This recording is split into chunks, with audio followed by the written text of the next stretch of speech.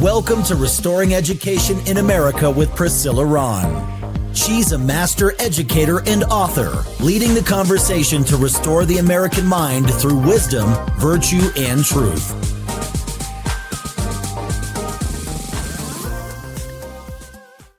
Well, hello, everybody. Welcome to Restoring Education in America. I'm your host, Priscilla Rahn, and I am so grateful that you've decided to join the conversation today. I'm wondering if you know someone, or if you in particular are looking for a new private classical school that is very traditional, because there is a new private classical school opening in Centennial this fall. It's Excalibur Classical Academy. I am the new headmaster. I am so excited. Our mission and vision is restoring America's heritage by developing servant leaders who are keepers and defenders of the principles of freedom, for which our founding fathers pledged their lives, fortunes, and sacred honor. And considering that 2026 is America's 250th birthday and it's Colorado's 150th birthday, I am so excited to be retiring from 32 years in the public education system and opening what I call my dream school. So please go to our website to learn more. It's ExcaliburClassicalAcademy.org. We're opening kindergarten through third grade. And something that's really exciting is that we have a very generous benefactor who's offering 100% tuition scholarships for all of our inaugural families. So please come take advantage of this opportunity to provide your child with a wonderful education. And I can't think of anything more important than raising the next generation to understand civics and the proper role of government. That's why I am excited to bring my next guest to the stage, who knows all about history, civics, and the proper role of government. Welcome, Ms. Jill Haffley. Hi. Hi, Priscilla. Thanks for having me. It's so good to have this conversation with you. You and I have seen each other a couple of times since the last time I had you on the show. And in case people don't know who you are a retired history teacher in Colorado Springs. You currently serve on the D11 school board, and you very courageously have thrown your hat in the ring as a candidate for the House seat in District 16. So tell us about this area that you're running in Colorado Springs. So it's central Colorado Springs. And so it's downtown, the old North End, and it's as far west as the interstate, as far south as Airport Road. It goes as far north as Dublin, and as far east as North Academy, unless people live in the Galley Platte area, and then it goes clear out to Powers. So it's a good chunk of land. So the seat is currently held by a Republican, and you are running to fill that seat, but it was a pretty tight race from what I remember. So tell us about the demographics of the area that you're running in. So my friend Rebecca Kelty currently holds the seat, and she won that election 2 years ago by 3 votes. And what I like people to think about, instead of saying, oh my gosh, only 3 votes, what I like to tell people is this is why your 1 vote matters. So when you're talking to people about any kind of election and they say, really, what can my 1 vote do? In this case, 3 votes really told the story of that particular election. And thank God that happened, because Rebecca is on fire and she does not take no for an answer. So I'm grateful that she's supporting me in this race. She's not seeking re-election due to personal reasons right now, but I'm very grateful that she's supporting me in this. There's a lot of unaffiliated voters in the area, independent voters. Downtown, you'll see more Democrats than you will anywhere else, really. El Paso County once was the shining star of Colorado in terms of the conservative seat. It was solidly red for many, many years. And now it's turning a little purple, and that's concerning. And so what we want to do is make sure we hold on to this seat. And you said it earlier in your intro regarding your school, you want to raise servant leaders. Look, that's what public servants are supposed to be. It should not be about them in particular and any kind of agenda that they have pushing forward. This ought to be about the people and serving the people. And that's what I want to do. Well, it's really refreshing, first of all, to have a conversation with another fellow veteran educator. You come with so much wisdom and experience, but most importantly, understanding of what the proper role of government is. As a history teacher who spent many years helping young people understand their rights and the proper role of government, you're not just a teacher, you are an award-winning educator. You come with a lot of accolades because of the wonderful work you did as an educator. Talk about all the things that you learned that you're leveraging now that you're on a school board, and what have you been able to use as you've been making decisions as a school board member? I taught U.S. history and U.S. government for almost 30 years. There were other subjects I taught as well, but it was a 30-year career. And I will say that running for and holding public office is completely different than teaching about it. And that has been the biggest learning experience for me. I expected, some disconnect in that, but certainly not the amount that I've experienced, which isn't a bad thing. It's been a good learning experience for me. One of the biggest things is that I have learned personally is that, when you're a teacher, you're in charge of your classroom. And you've got, in my case, 35, 37 kids who are all listening to you and doing what it is that you want them to do. Not so on a school board. On the board that I serve on, there are 7 of us. And so I'm just one person on a 7-member board that has my one vote. And of course, that one vote does carry some weight to it. And I have to be responsible with that. And you're never going to please everybody. And the goal shouldn't be to please everybody, because if that's the case, you're not getting any work done and you're not doing the job for people. And I understand that there's going to be some people that are not happy with the decisions that you're making. And then, on the other side of that, there's going to be people that are really pleased with that. So you really have to make sure that you're balancing that. And the decisions that you're making at a school board level, in our case, it's hundreds of millions of dollars in budgets. We're talking about curriculums. We're talking about contracts with different companies. We partner with a lot of different businesses around town. We're trying to do things differently so that kids have more experiences and that they're graduating with a plan for their lives rather than just graduating and, I think I'll take a gap year. When I was a kid, I wanted to do that. My mother said, absolutely not. You're not taking a gap year. You're going straight into school.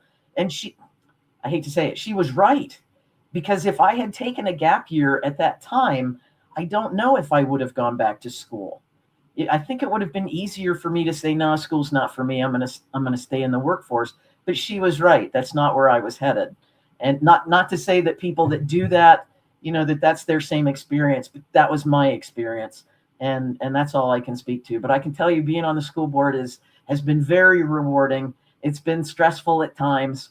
But when you know that, you're coming from 150 to 180 kids that you are affecting every year, and teaching's great because you can start over every August. And you go from that to now you're affecting over 20,000 kids, and not just students, but you're affecting teachers and you're affecting counselors and educational support personnel and people in central administration. I mean, you have a thumb in just about everything. But one of the things, the big thing that I have learned, that being on a school board, I always thought the school board had a hand in everything and a decision in everything. And that's just not the case. School boards are governance and policy. They're not operational. And so that's been a big learning experience for me. And quite frankly, people who call with questions or concerns, and you have to tell them that's not what a school board member is for, but I can help you and I can guide you in the direction that you need to go, but I can't make that decision for you. So a great teacher is a problem solver. And I love how you are able to say, this is not in the purview of a school board member, but let me help you. A lot of people don't take that extra step. And I think being an educator, that probably comes natural for you because you naturally want to be helpful. And I know what it's like to have a great school board member that I can call or text, and they'll call me and they'll listen. It is the most amazing feeling to know that maybe if they can't solve the problem, they're going to at least try and get me to the right person to solve the problem. And that is what we need, those virtuous character traits in a servant leader who understands and has those core values of, why am I here? This is not just a stepping stone. This is like my wheelhouse. And you, as a veteran educator, it's so natural for you to go into a school board leadership position to then help guide those who may not have the same level of expertise as you. And now, as a history educator, as an elected official, to now take that next step to say, I can take this to the rest of the state, this experience, your demeanor, your temperament. Every time I talk to you, you're so level-headed, you're thoughtful, you're engaging, you're smart. I mean, it's like, why can't we have more Jill Haffleys down at the Capitol? Because these people down at the Capitol don't know what they're doing, Jill. They don't understand the Constitution. They don't understand the proper role of government. Every time I look on my social media, somebody is complaining about a bad bill that is unconstitutional. And I'm hearing some of the Democrats down at the Capitol don't care. They know it's unconstitutional, but they're like, we're going to pass it anyway because we have the numbers and you can sue us. And that's exhausting to think that that is the process that's happening in our state. So thinking about that, you have a very, very good shot at being our next state rep. When you get elected, Jill, what are some things you are looking at to try to impact? So I think that everybody in the state of Colorado can certainly agree that we pay entirely too much in taxes. And it's not just taxes, it's unapproved taxes. Fees, mandatory fees. I was talking to a lady just the other day who had registered her vehicle, and she went through the receipt with me. And at the end of it, it was well over $200 just in mandatory fees. Now, the voters don't vote on any of this. The government just sets this stuff in motion, and we don't know where this money is going. And they keep spending it as though it grows on trees. You can't do that. I mean, they don't live like that personally, or I would hope they don't. You know, all of us have to live by a budget, and the government should be as well. In fact, I think they should be even tighter on budgets, because it's not their money that they're spending. It's the taxpayers' money. People work hard for that money. There are people on fixed incomes, retired people, single parents. These are the people that are earning this money, and they need to be keeping more of it in their pockets. So I'm very big on getting rid of as many taxes as possible and cutting those mandatory fees down to nothing if I could possibly do that. I don't know if that's just ideological thinking or not. I don't care. I really want to see all those fees go away. And if they say, well, we need this money because we have to pay for this, that, and the other, maybe it's time we tighten our belts and we cut this, that, or the other, so that Colorado becomes an affordable state again. I would support that, Jill. I would, if people want that, people want accountability, and bring it to the voters. Ask us, if we want to have these taxes increased. But yeah, go ahead. It's exactly right. It's, the government is of, by, and for the people. People in government forget that. And so I'm sure people say, well, you're trying to be in government. Aren't you going to forget that as well? No, because I'm not going there as a lifelong career. I'm going there just as the founders had wanted it. You go in, you serve, and you go back to your normal life. It's not supposed to be this lifelong career in government. And too many people see that as just a way to make their way in the world. It's not like that for me. For me, it's not about me. It's about the people in the state that are putting their trust in me to represent them. And that's a big desire of mine, because as you mentioned earlier with the servant leadership, it's got to be about the people. It cannot be about specific representatives or specific senators trying to climb the proverbial ladder, right? Mm-hmm. So that's not something that I have any interest in. I want to go. I want to do everything I can for the people of HD 16 and Colorado at large, and then I will come back into my normal life. that's just the way it's going to be. You know, it's really refreshing to hear a candidate say they want to repeal some really bad laws in our state rather than say, I'm going to go pass more laws. We already have 500 to 700 laws that get introduced every legislative session. It's ridiculous. But you don't hear too many legislators say, I'm writing a bill to repeal some of the bad laws. So I think that's really critical. Now, you have been an educator, and that takes a certain negotiation skill. Being on the school board takes a little bit of negotiation skill. Clearly, people that you work with respect you, and you're able to persuade. This skill of persuading and arguing a point and using rhetoric to explain your viewpoint and get other people to agree with you. That is what is needed when you're in the minority and you're going down to the Capitol. What are some skills that you use? Like, is this natural for you? Have you had to work on this? Because when you go, that's going to be one of your number one duties, is to try to persuade Democrats to support you. Yeah, I don't want it to ever be seen as a manipulation. I'm quite frankly, I don't play that game. I'm not very good at it, and so I know my wheelhouse, and it's not a game for me. So I am not a hammer, and everybody else is the nail. It's not like that. I was talking to a lady the other day, and she said, "Well, how are things going?" And I've known her for many years, and I said, "They're going well, thank you." And she goes, "Well, I'm a Democrat." Kind of laughed, and I said, "Okay, well, I shop at King Soopers." And she looked at me like, "What?" And I said, "You're labeling yourself here. You and I have been friends for decades. How is it that you label yourself a Democrat? I'm clearly a Republican, and yet we're able to get along. And why has that been?" Well, it's because we have a certain amount of respect for each other. And the idea that we can agree on things is great. But the idea that we can disagree and be able to shake hands and walk away from each other, that's even better.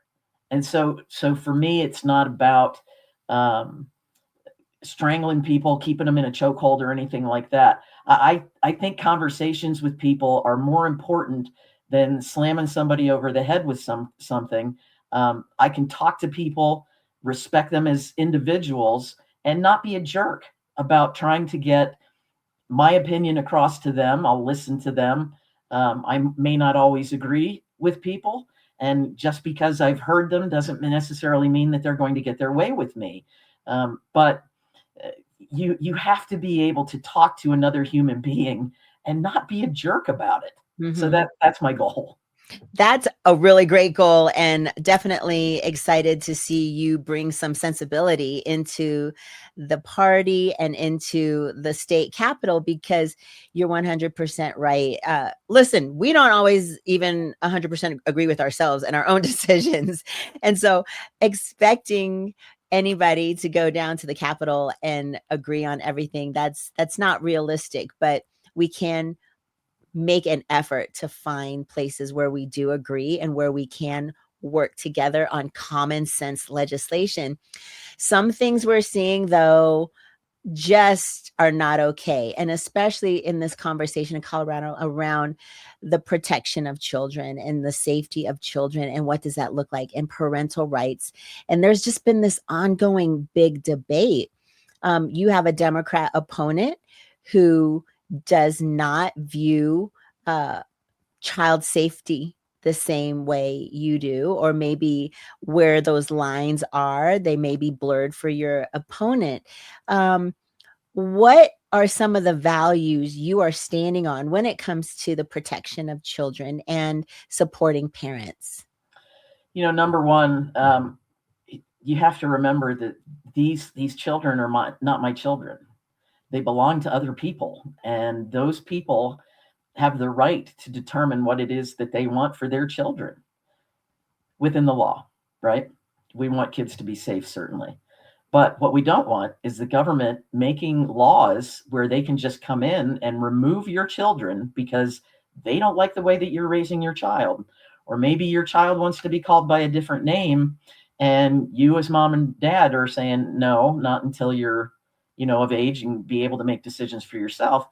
The government, under my opponent, would be able to come in and take your child from you because she believes that the government is better able to raise the children than their own parents. I find that to be despicable. And, children are a blessing. And parents, sometimes they don't realize just the blessing that they have. Maybe their child is on their last nerve. I can remember doing that to my own parents. But in the end, parents are responsible for their own children. The government has absolutely no business getting between parents and their children, nor do they have any right to take children from their parents. And the idea that, oh yeah, we want to make sure that that's actually codified into Colorado law, not on my watch. That's refreshing. Okay, so we need to make sure that people know that when they get their ballot in June, if you're a registered Republican, everybody on your ballot is a Republican. I faced this when I was running in a primary once, and a lot of people kept asking me, well, who's the Republican on this ballot? And I would have to educate them and say, everybody on your ballot is a Republican. You just need to decide who you want to represent you. And so we want people to know that when they see your name, Jill Haffley, on their ballot in June, you are indeed a Republican and that you are an excellent candidate. So let's go a little bit deeper into your platform and why you are ready day one to serve as a state rep. Well, because I have governance experience. And yes, it's at a school board. I understand that. But this particular school board is the largest school board, the largest school district in Colorado Springs, has been for many years. I spent 29 of my 30 years teaching in this particular district. And being able to, translate from the classroom into a school board member's seat has been relatively easy for me because I know that the decisions that the school board is making has to make its way down into classrooms if they're going to do any kind of good for kids and for staff. And so with that experience and the experience of working with multi-million dollar, but hundreds of millions of dollars budgets, I can step into that role at the state capitol as a House rep. Day one, I wouldn't have any trouble. On top of that, I'm going up to the Capitol on a regular basis. I'm shadowing other representatives, learning the processes, getting my feet wet, as it were, and preparing for this position. It's something that I didn't see for my life after retiring from teaching. I tell people all the time, my life was headed this way, and then all of a sudden, wham, I'm going that way. And that's okay with me. I'm actually enjoying that. And, as a teacher, you know that you're the fix-it machine in that classroom. And that's who I am. I like to fix things. I like to make things better. And man, here I am. Send me. I'm ready to go. That local governance piece is really critical in having you understand the power of local governance, and governance closest to the people really is the most ideal. And so the fact that you are there, yes, you start in your classroom, that's your little community. And then you grow out into the bigger community, and now you're expanding. But I can see you also going day one being a mentor to even veteran legislators down at the Capitol, because you have all of this diverse type of experience and knowledge that is really needed. And that steady voice of saying, hey guys, let's get our government more reflective of what our founding fathers envisioned for us so that we could keep our republic. And I think that's really key because we're looking at, it's America's 250th birthday. Right. We have a republic if we can keep it, and we need to keep it. And so we need to send you down to the state legislature to remind and educate those folks that have forgotten or maybe never learned what the proper role of government is. Exactly. And, our founding fathers, they spent a lot of time debating each other when at the Constitutional Convention in 1787. And, they didn't always get along either. But they were able to put those things aside for the betterment of the country, because they realized what the country was going to be like. I don't think they had word one when they thought, well, this is what it's going to look like right now. But were they looking ahead to 2026? I don't know. I don't think so. But at the same time, America has something that no other country can say. And that is, from the time that we became a nation, we have lived under the same form of government from the beginning. And that's incredibly special. These guys were no slouches. And so I am profoundly grateful to have been born in a country where freedom reigns and where the will of the people is supposed to be honored. And that's what I want to do. So this 4th of July, as we have the big party, is there something you're looking forward to, a way that you're celebrating, or something that you're thinking about doing? It doesn't necessarily have to be on the 4th of July, but how are you bringing in this 250th year?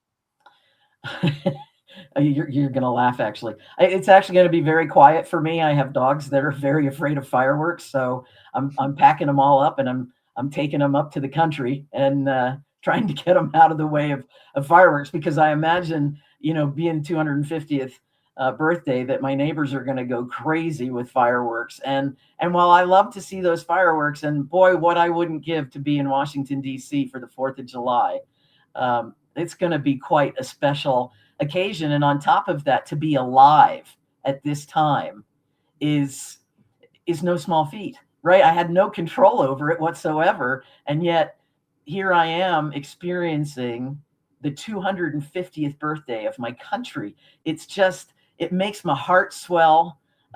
When I get a little nerdy, because I'm a history teacher, but I would take kids back east to Washington, D.C. on trips during spring break. And we would go through the Smithsonian and see the original flag that Francis Scott Key wrote the national anthem for. I mean, tears are coming to my eyes. And I'm looking around at the Capitol, and I'm thinking, how can you people get so corrupt when you have so much responsibility on your shoulders? How can you do that to the people of America? Well, then we take the kids around to the monument tours, and we did it at night because we knew that it was going to be, a little bit more moving. And when we had kids show up to the Lincoln Memorial, and they're just standing there, eyes wide open, their mouths dropped to the ground. And I had kids say to me, it really does exist.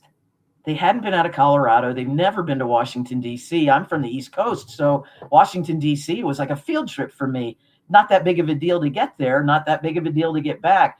But to see these kids coming from Colorado, to see these monuments, and especially the Lincoln Memorial, it was just, I have no words to even describe it. I'm getting the goosebumps now just thinking about it.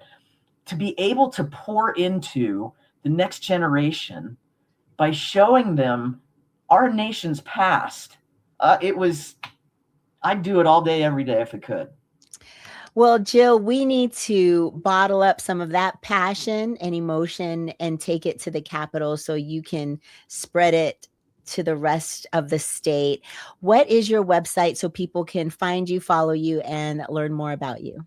It's Vote Jill Haffley, and my name is spelled there on the screen, votejillhaffley.com. All right. And when do ballots drop? Do you know? So I think they drop the second week of June for the primary. And then, of course, they'll drop sometime in October, mid-October, I should say, for the general election coming up in November, which I fully expect to be on that ballot. All right. Well, I love that optimism. Jill Haffley, candidate for House District 16 from Colorado Springs. Thanks so much for joining me today. Best of luck on your campaign. And to my listeners, thanks so much for tuning in, and catch me next time. And remember, educating the mind without the heart is no education. So seek wisdom, cultivate virtue, and speak truth. Thanks for tuning in to Restoring Education in America with Priscilla Rahn. Visit PriscillaRahn.com to connect or learn how you can sponsor future episodes to keep this message of faith, freedom, and education on the air.